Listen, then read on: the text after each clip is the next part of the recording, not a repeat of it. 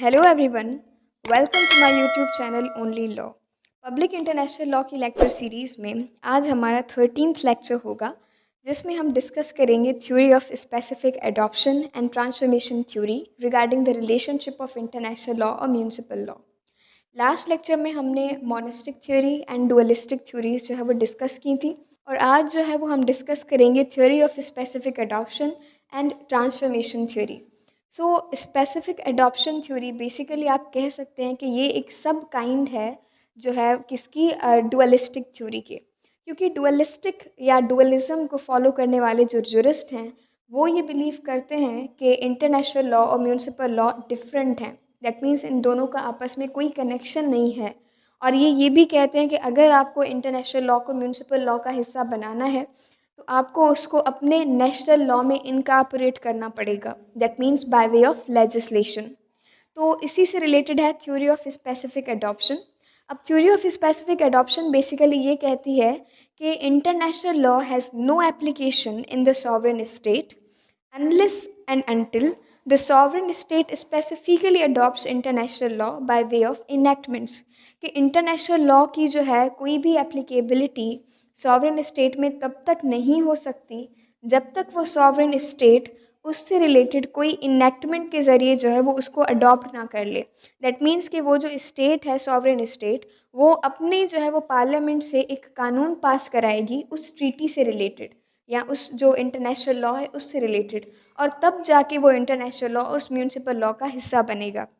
That means कि अगर कोई स्टेट अगर जो है वो कोई ट्रीटी साइन भी करके आया है, रेटिफाई भी कर दिया है इन्होंने, लेकिन वो ट्रीटी तब तक उनके ऊपर जो है वो उनके नेशनल लॉ का हिस्सा नहीं मानी जाएगी, उसकी कोई एप्लीकेबिलिटी नहीं होगी म्यूनिसिपल लॉ में, जब तक जो है वो उससे रिलेटेड अपने पार्लियामेंट से कानून ना बनवा दें, अपने जो है वो लेजिस्लेचर से जो है वो एक्ट पास ना कराएं। दैट मीन्स उनकी कंसेंट जब तक नहीं आती तब तक जो है वो ये इंटरनेशनल लॉ उनके म्यूनिसिपल लॉ का हिस्सा नहीं बनेगा।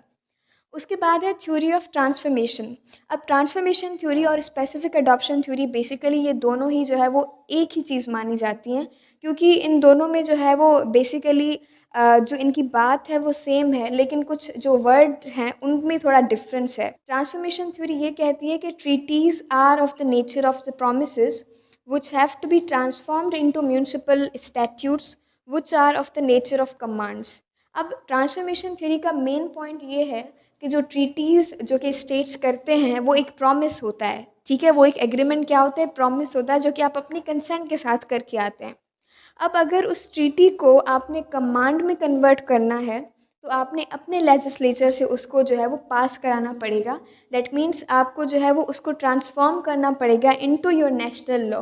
अब ट्रांसफॉर्मेशन को देखें या स्पेसिफिक अडॉप्शन को देखें तो मोस्टली दोनों जो है वो एक ही प्रोसेस से होते हैं कि पार्लियामेंट के पास वो जो है वो कानून जाता है, वो ट्रीटी जाती है, फिर पार्लियामेंट जो है वो उसको अगर सही समझती हैं, कंसेंट देती हैं, तो फिर जो है वो उससे रिलेटेड नेशनल लॉ बना देते हैं, थोड़ी बहुत उसमें अमेंडमेंट्स करके, और उसके बाद जो है वो उनका ट्रीटी, वो जो ट्रीटी है वो उनका नेशनल लॉ बन जाता है।